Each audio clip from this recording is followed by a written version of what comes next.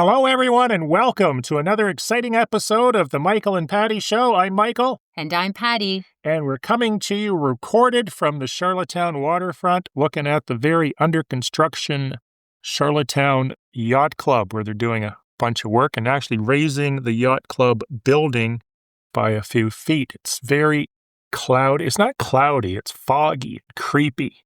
It is kind of an eerie, creepy morning where you see the sailboats out in the water.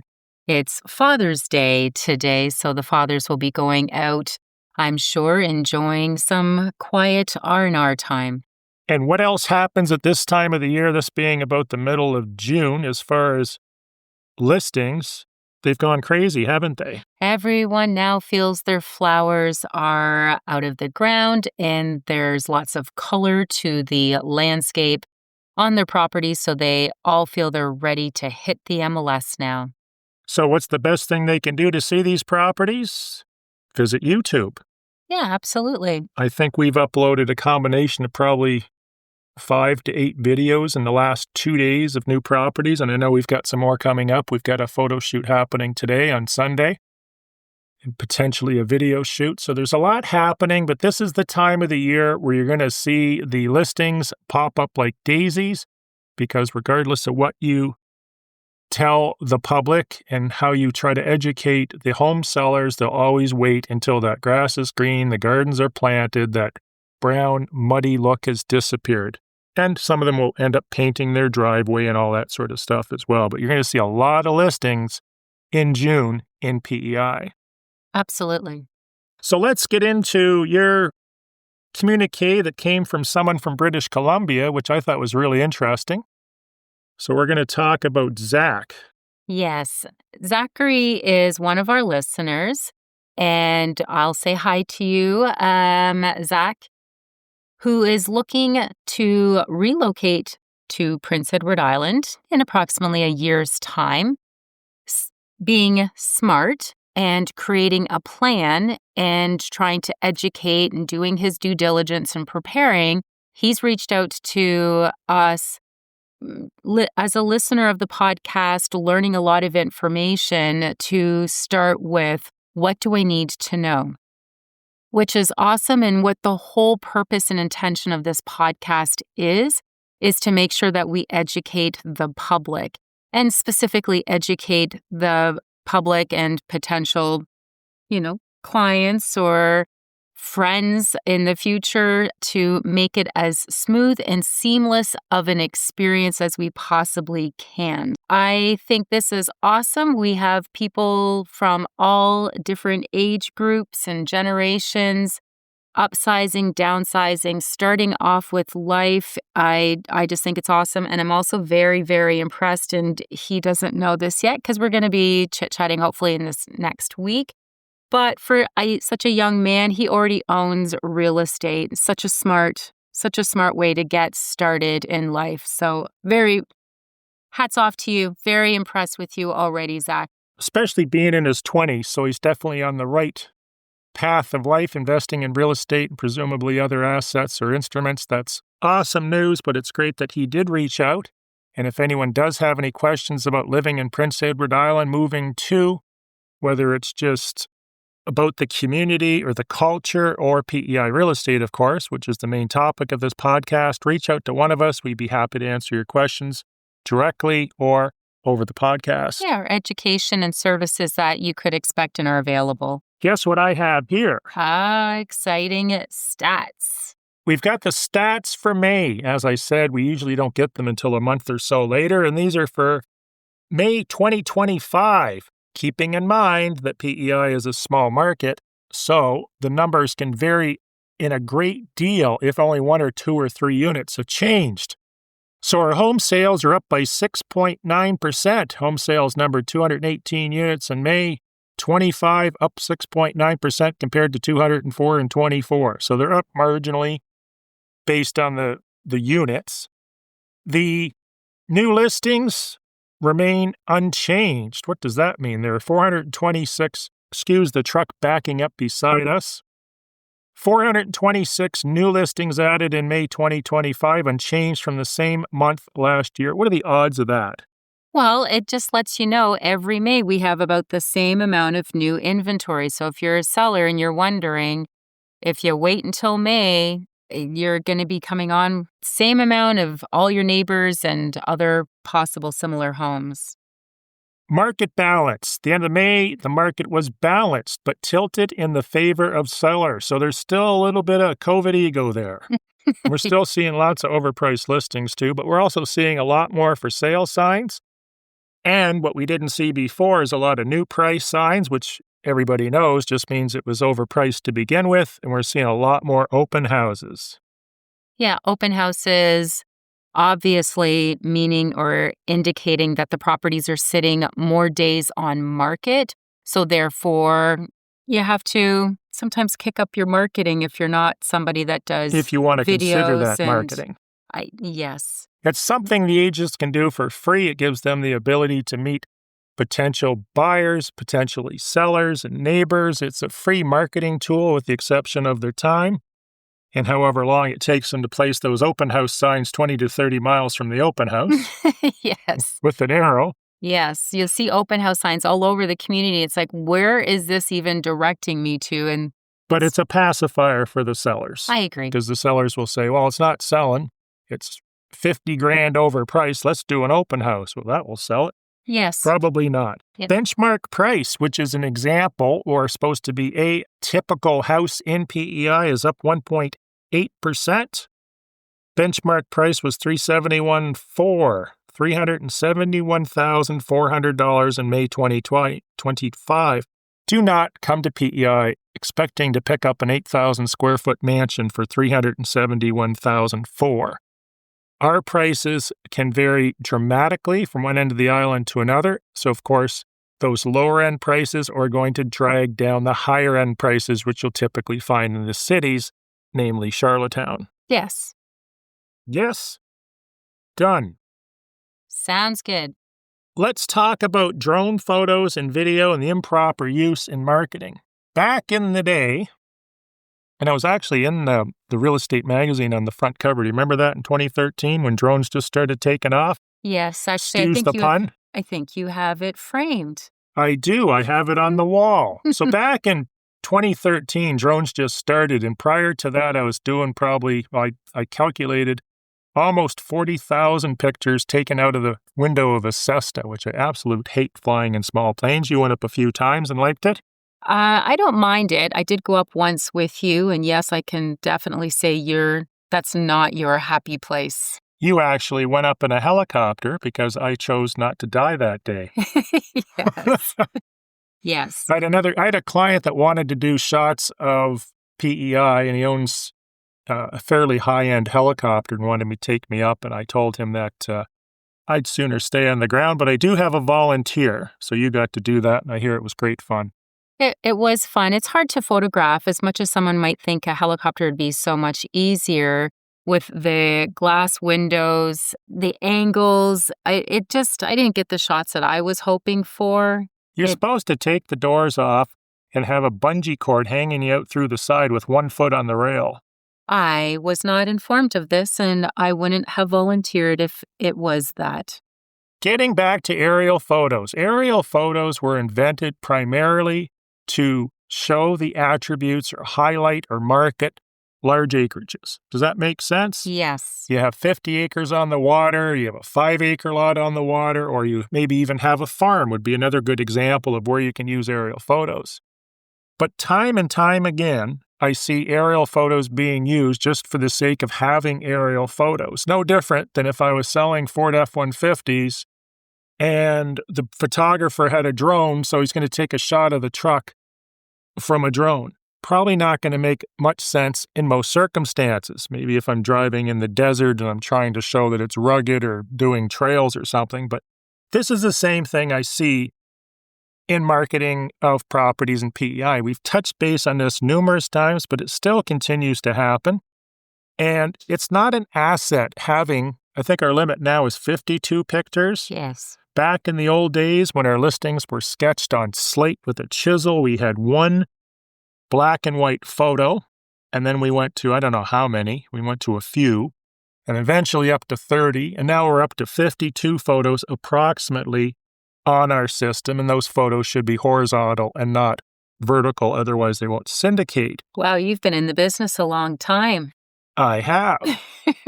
And we also had the book. Were you in the business when we had No. the book? No. So the book was a huge evolution in real estate.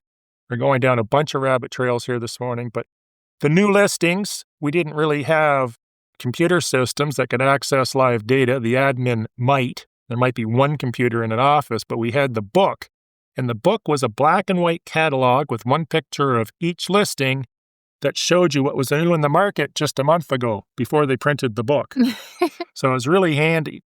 So the idea here is don't include any pictures that aren't a positive light. I spend a lot of time. I've just listed a waterfront property in 18 acres. I've spent the last week and a half to 2 weeks moving pictures around. And I can move the first 4 or 5 pictures around, which is the ones I focus on, because those are the ones that usually show up in realtor.ca as the main pictures. I think you've got one main picture and 4 pictures on the right, depending on your screen size. Correct. By playing with those pictures, you can actually increase and decrease the amount of interest. For this particular listing, there is a house next door, but it's a fair ways away. But because one picture was taken, it shows this house. They used a zoom lens, which compresses things. If you're into photography, it adds compression. So it makes it look like this house is 10 feet away, but it's not. By just deleting or altering that, not altering the photo, but moving that photo and put another one in that doesn't show that house, calls, email inquiries, and that actually went up. Make sense? Mm-hmm. So just like McDonald's spending a week photographing one hamburger, or Tim Hortons spending a week photographing one cup of coffee or a breakfast sandwich, do the same thing with your photos. It blows my mind, the photos that you see on the MLS sometimes. Just the other day, I had a friend of mine, he owns some acreage, he wants to subdivide it into lots. He says there's somebody across the street has lots for sale. I bring them up. What do I see? I see pictures from the ground of 2 feet of snow. And this is June. Check the sales. Guess how many sales there were of these lots since the beginning of the year? Big Probably fat 0. nothing. Right. So do not underemphasize the importance of photos, specifically aerial photos. You do not need them if you're in the city. We don't need to see the whole city and your house on the corner. Yeah, almost gives you the angle of a home inspector. What is the state of the roof? We don't need to see. Well, they actually use drones to check out the roofs. I realize that, but when I'm looking at real estate photos and all I see is roof, because it's within a subdivision, within a city or a smaller community, a little more of a populated community, it serves no purpose to excite the buyer. The other thing I'll say is if you do have a realtor and they have experience and they've put, they have a professional photographer do their photos. Trust the realtor that you hire. They know what they're doing. They obviously trust their photographer or their marketing team, and not to come in and try to perhaps monitor, or you should put this picture in or you should put that. What about the vendors that want to supply you with all their crappy Christmas pictures and it's the middle of September or February? Yeah, and we've had that, and they feel this makes the house look the best. First of all, it doesn't have the same quality of imagery, so they stand out like a sore thumb that this isn't from this pack or roll of footage. They haven't been professionally taken. They do stand out. They don't sell the property. In fact, it creates an odd experience where there's consistency in the quality of the photos and the angles and the height in which the pictures are being taken. Tree. And then all of a sudden you randomly have something that has the garage cut off or the Christmas tree in. You need to be very mindful and trust the professional that you've hired. Next. Okay. I had somebody email me there about a week or so ago, and it was just, we're thinking about selling our house. What's the best deal you can do on the commission? And of course, guess what was missing from that email? The property address? It sounds like gnome number. Oh, a phone number. Yes, hiding behind the old email address. Nothing more enjoyable than getting one of those. So they just went right to the... All they are cared about is like shopping for a pair of socks at Walmart. How much is it? How much is this going to cost me if I choose to work with you? Rather than looking at it as, what are you going to do to market my property to make it sell faster in less time, if that's what I'm looking for, with the least amount of hassle, assuming I don't like hassle. But all they are concerned about was, what's the commission? And didn't even give their phone number, so you couldn't even talk to them. I'm going to let you cover this subject. Yeah, because you love this stuff. Itching at saying some things, but I'll... Like what? Well, with regards to, they're looking at what it's going to cost them up front, not what it's going to cost them at closing. A good agent shouldn't cost you anything. Absolutely. A bad agent's going to cost you a lot of money, and you're penny wise and pound foolish because you're thinking, oh, I listed it for X percentage rather than this. This agent wanted 1% or 2% more. Oh, did I ever fool them? I ended up with $50,000 less for my house and took me 4 years to sell it. Yeah, but they'll be because it had snow pictures.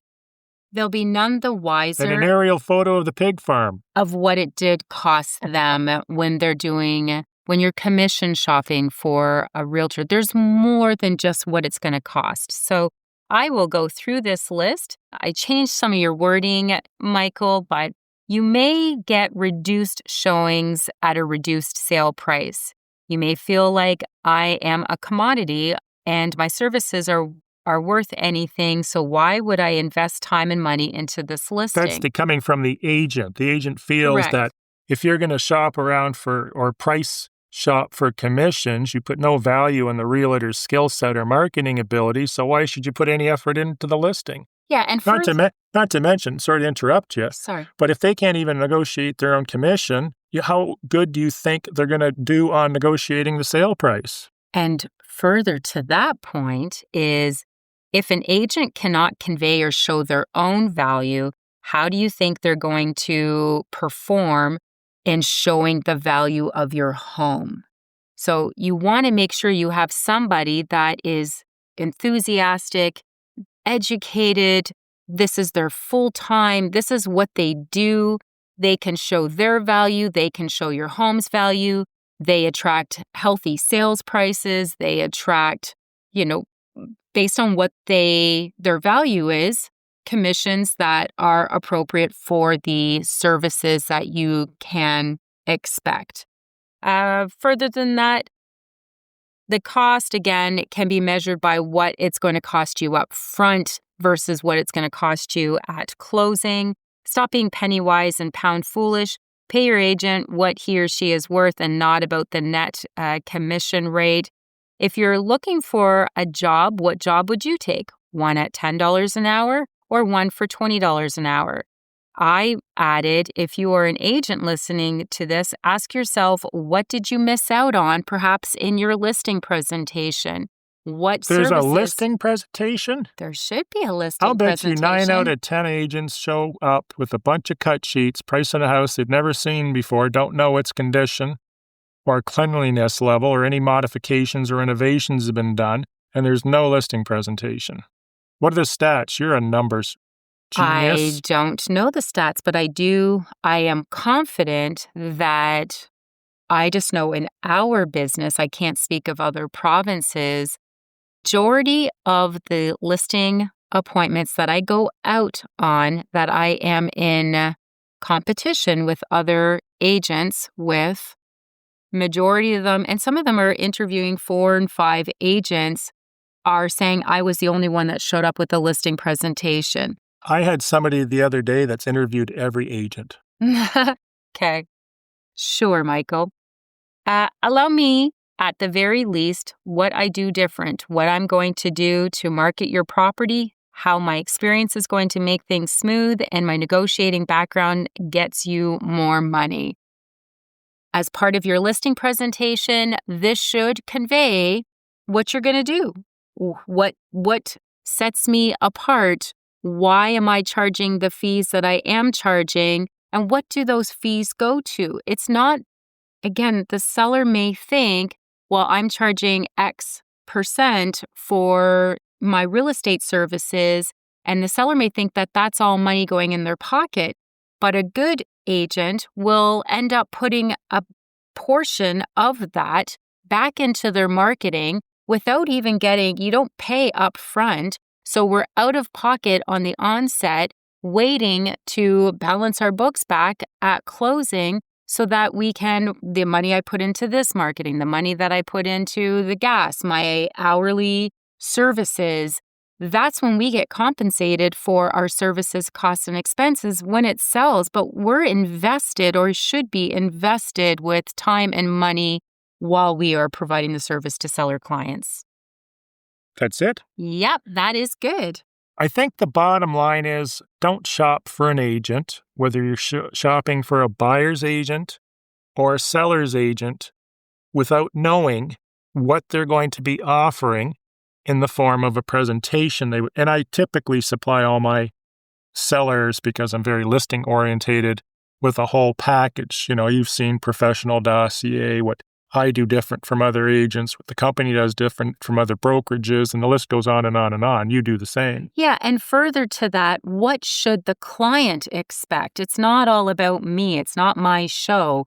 It should be, what should a buyer, what should a seller expect as part of the real estate services? And it may be a good idea to interview a few agents to see what services There's no need to do that. Just call us. Let's get on to the next subject here. The implications of a PCDS, also known as a property condition disclosure form, or what's the other one? PDS? Yeah, property disclosure statement. This is a form that sellers will typically fill out that will disclose any deficiencies, positives, negatives. Basically, it's just a list of questions. For instance, your water supply. Is there any problems with it? Have you done any upgrades with the plumbing, electrical? Are there toxic chemicals in the backyard? I feel, and we've talked about this before, that you should fill one out, but once in a while you see a listing that has no PCDS, which typically makes the purchaser think that the sellers are hiding something. Thoughts? Yeah, and it could be that one document that saves the seller's butt too. Many, many years ago, I had a closing, and I did do my due diligence and had my seller fill out the property condition disclosure statement. And at closing, the lawyers were battling back and forth, saying that there was an easement for a major company on PEI to go through their property. The buyer, electrical easement? No, it wasn't. It was Cavendish Farms were allowed to use it as an access to some of the So it was a right-of-way. It was a right-of-way. Because an easement's used to access utilities, typically. Continuing my story, the buyer was trying to get out of the contract on closing day. My sellers showed up at my office ready to tear a strip off of me because of the situation that they were in. And while they were berating me, I had them sit down in my office. I brought up the property condition disclosure statement, never interrupted them, let the two of them just allow me to have it. Yes, my heart rate was up a little bit and I felt some stress and anxiety in the moment, but I also was confident in making sure I dotted all my I's and crossed all my T's when I listed the property. Sure enough, the property condition disclosure statement did disclose that there was a right-of-way going through the property, and the seller did disclose this because we did have this conversation when we listed it. The buyer's agent never brought that to the buyer's attention, and the buyer never fully clearly reviewed the property condition disclosure statement because that box was checked as yes. I turned my monitor, showed my client. I said, "You were okay. You did disclose it." And they were in disbelief. They couldn't believe the lawyers had made this, caused them all this stress.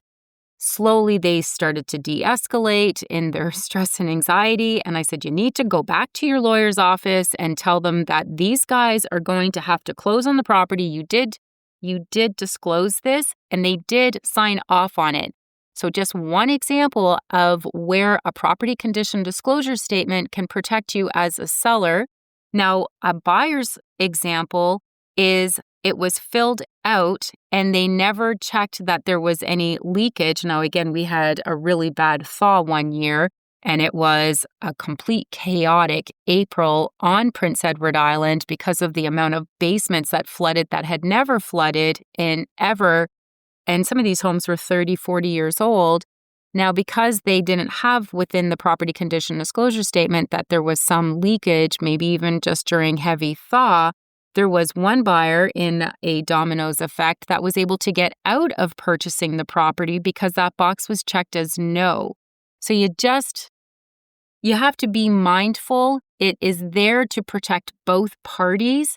It is an opportunity to be able to say, here's the condition. A seller can speak to the buyer and not have to trust that the realtors are talking and communicating back and forth. So I strongly recommend and advise sellers. It'll protect you, but you can also make sure that the information being articulated to the buyer is from you and not somebody's interpretation of it as well. And the other thing to do is to check the deed or any amendments to the deed that might be on the land registry to show you if there's any right-of-ways or easements as well pertaining to the first subject. All I'll say is it instills confidence in a buyer that this seller has provided this statement to give them a little bit of information. It doesn't get into great detail, but there's enough detail to instill some confidence. Our next subject requires applause for Patty. I was listening to one of her phone calls. I listen to them all because I just do so much learning. I don't know how, because we don't work in the same office, but you go right ahead, But whenever Michael. I'm around and you're on the phone, I'm listening and I'm taking notes. And this particular home seller was telling Patty the house didn't sell.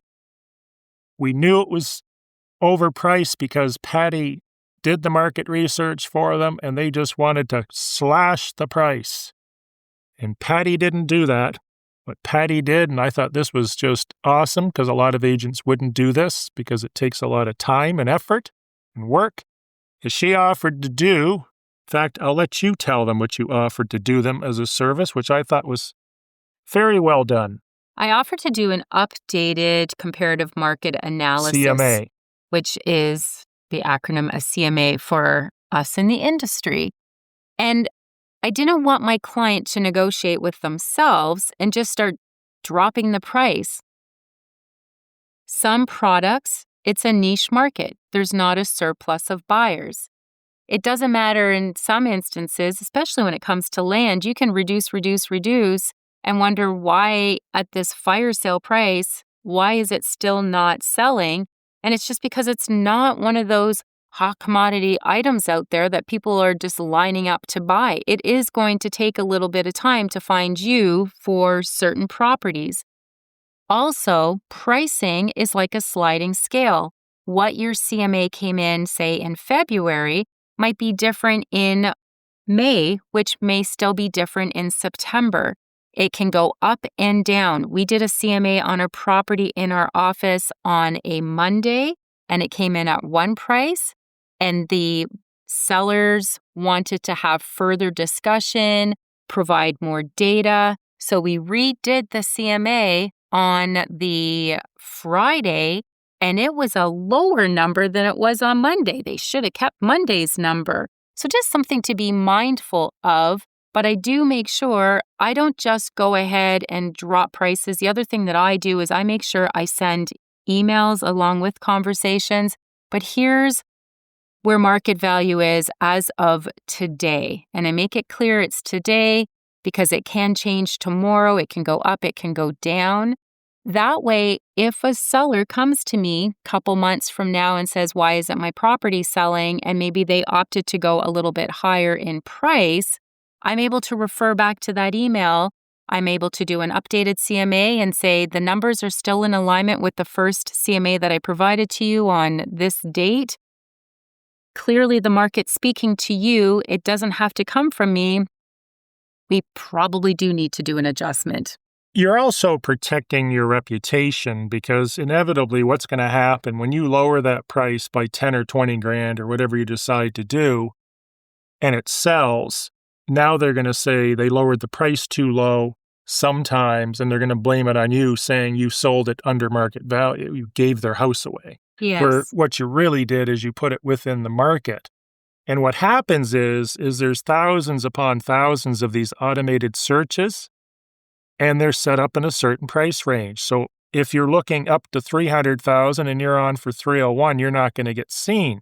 And people certainly, most of the time, search by hundreds of thousands. So as soon as you go from 3.25 to 299, you're going to get inundated with a whole pile of new buyers because now they're seeing you, whereas before they wouldn't. Yeah, and our MLS is set up in $25,000 intervals, 300 to 325. If your price No, that's realtor.ca. Realtor.ca. We can do anything in ours. You could change it by thousands. I know. I'm just saying for the listeners, that's typically. So if you're a seller and you're wondering where to position your property and you price it at, using your numbers as an example, 327,000 and they feel their upper limit is 325, it's not going to get seen. Just pointing that out. Do we mention this? If you would like to. We'd like to welcome aboard Trisha Campbell is our new official fact checker. Trisha is a outstanding and amazing real estate agent here on the island. She was actually born in PEI. She's probably one of the most knowledgeable, decent, straightforward, hardworking agents I've ever met, and she's been listening to our podcast since episode number 1, and she has volunteered to be our fact checker. She's doing She's done a great job. Yes. So anything that we say that isn't a fact, if someone else doesn't send it to us, she will, and then we'll correct it on the next episode. So thank you very much for your help, Trisha. We look forward to putting together many, many deals with you. Yeah, it is important, and we do take this very seriously, not to make light of this, that we do make correct statements. We are giving accurate data and information.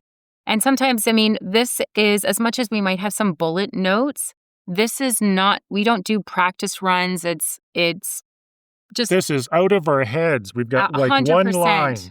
So getting to, and that fact checking thing, come to think of it, once in a while, and we had this happen a couple weeks ago where a real estate agent would make a statement saying, well, you guys said this and this isn't true. You really need to read the Realtor Code, which since we're part of Korea, we subscribe to. Also your bylaws, provincial laws, because what that agent said was absolutely and totally incorrect. So we also fact check too, but we look for something we can actually read that are facts. Staging your pool area and yard. Patty, I listed a beautiful house. I'm not going to mention the address, even though it's 29 Silver Birch Trail in Donaldston. Oh, my goodness. And it's on 18 acres of beautiful waterfront with a pond. It's got a little laneway that leads to the water where you can build a guest house and cottages. And it has a heated salt water pool. One of the things that I told this vendor to do, and I don't know if you agree with me on this, is stage your pool. Do you know what I mean by that? I guess set it up with chairs. No. Supermodels. We hired a bunch of supermodels to hang out at the pool. We put them in the photos. Wow. No, we didn't do that. Okay. You are correct. So what we're going to do here is we dressed up the pool, right? Because the pool looked boring. We had a pool surrounded with cement. We had nothing there. Like you couldn't feel yourself using the pool. So we dressed it up with lawn chairs, tables, kayaks, canoes, a barbecue, hot tub was already there, and some kids' toys. What do you think? I think it's an excellent idea. And further to that, people always assume staging is the inside of the home, which you should also take as a priority and do. But staging also involves the outside, which again, the easiest thing I guess you could look at to do, but then you're waiting for that time of year is to wait till the flowers pop out of the ground. Obviously, without people maybe realizing it, that's their attempt to stage the outside. There's ways you can stage it at any season, but don't underestimate the drive-bys. Google Street View, they went by many streets last year. It was October 2024, which is quite impressive. I didn't realize they were back on the island last year. You just want to make sure you have some pride. You never know when that snapshot is going to be taken and now on the internet forever. Just have some pride. Garbage cans hidden away.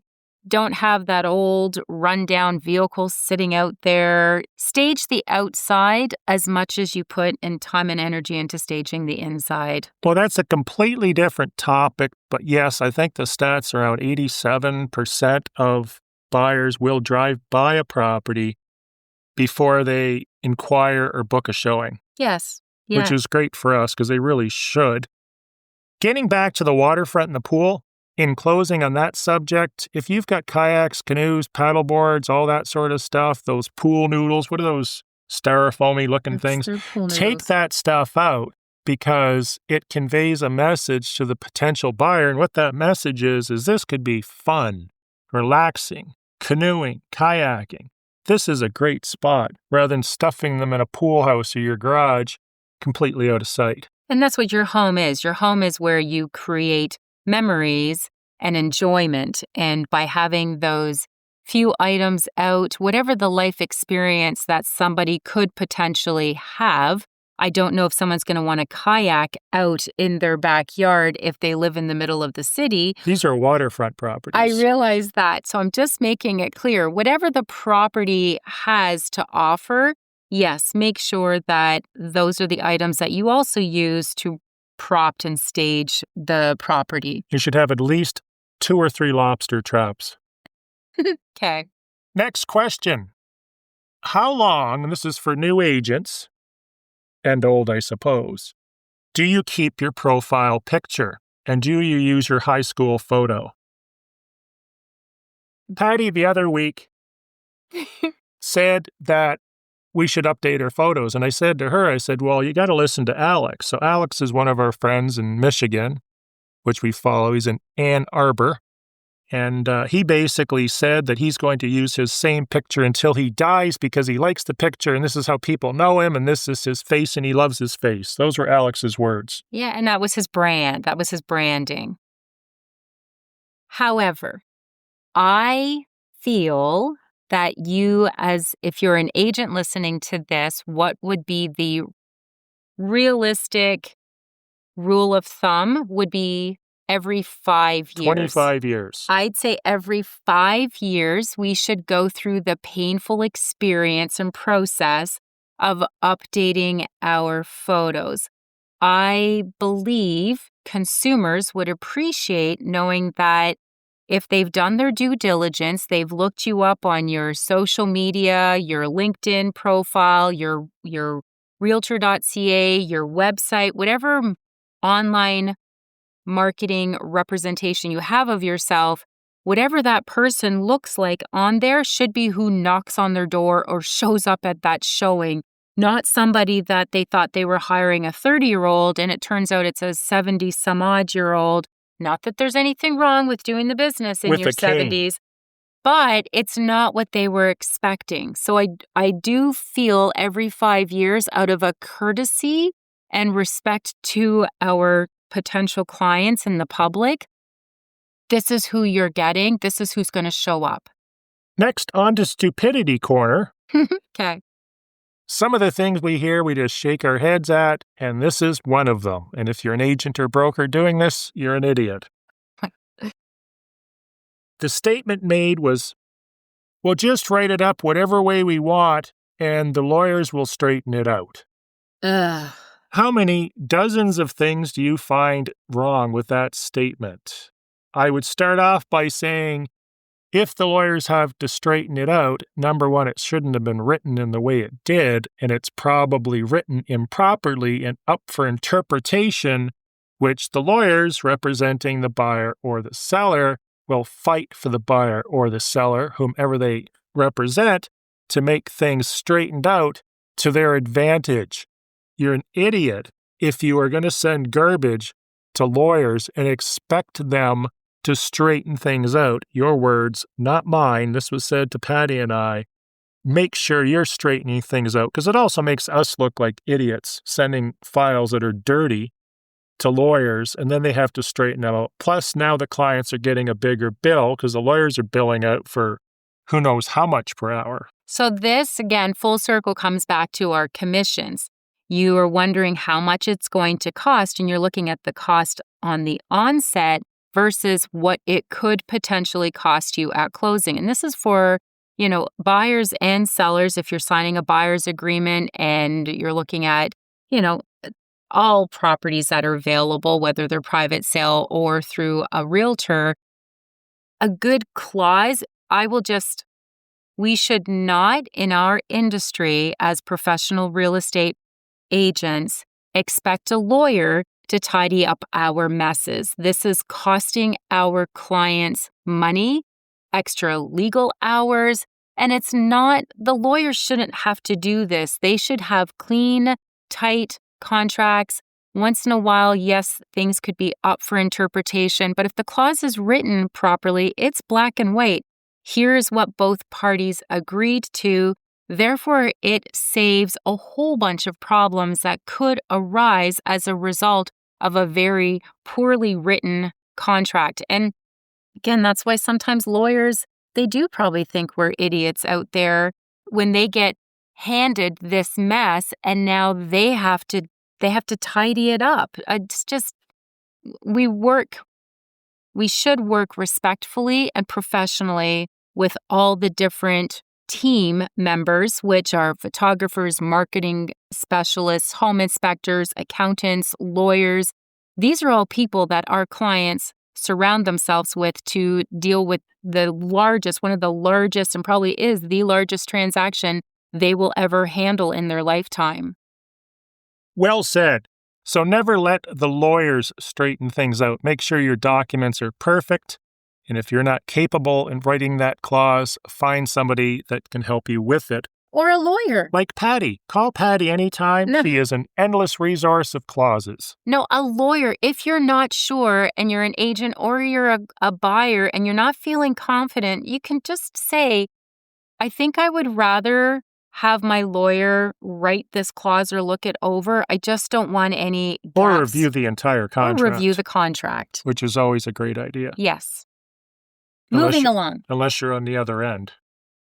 Moving along, I think that's about it. I mean, we can cover this one last topic here. I don't think we want to get in. No. We've got all kinds of other stuff on this list. I had an interesting situation where I knew somebody that was looking to possibly extend their lease in Nova Scotia or move. And this tenant told me that the owners of the building had her in a lease that would basically allow them to kick her out at the last day of the term of the lease. And there's no appeal process. There's nothing she could do. She couldn't tell them she was homeless and could stay there for the next 6 months until she's looking for a place, which I found really interesting. So upon further investigation, I actually talked to the province of Nova Scotia, and as it turns out, that tenant has no rights. They rented that place from January to December. Next year, they're out on their butt unless the tenants or the landlord decides to keep them. Here's the interesting thing that differs from PEI, and this is the point to this topic, is they could be charging her, say, hypothetically, $1,000 a month, and if someone comes along and says, I'll pay you $3,500 a month, they can raise the rent to $3,500, and they don't need to go through any appeal process or application process. So the system in Nova Scotia, from my very, very preliminary research, has shown it's far more pro-landlord than it is tenant, whereas in PEI, in my opinion, it's far more tenant than it is landlord. Would you agree with that? I would agree with that. It blew my mind. I thought, what a great place to own apartment buildings. You can triple your rent as soon as they leave. You don't need to fight in court and fight with appeals. It's a different system there. So just be aware of your rights, regardless of what state or province you're moving to as a tenant. so you know what you're getting into. This lease, incidentally, could have been written in such a way that she could renew it at her sole discretion, but they didn't check that box. They checked the box that said, you're out. Yes, yeah. Thank you for listening to another episode of the Michael and Patty Show, otherwise known as MAPS, PEI's real estate conversation about everything Prince Edward Island and things to protect you through the buying and selling process. We appreciate each and every one of you for tuning in, downloading our episodes, and listening along with us. That's it. We'll wrap it up. Have a great day. Thanks for listening. Be sure to follow, comment, give us some feedback, whatever else you do with the podcast. Yeah, reach out to us. And check out the YouTube channels for the latest listings because there's a big whack of them. They're coming on every week. Bye for now. Bye for now.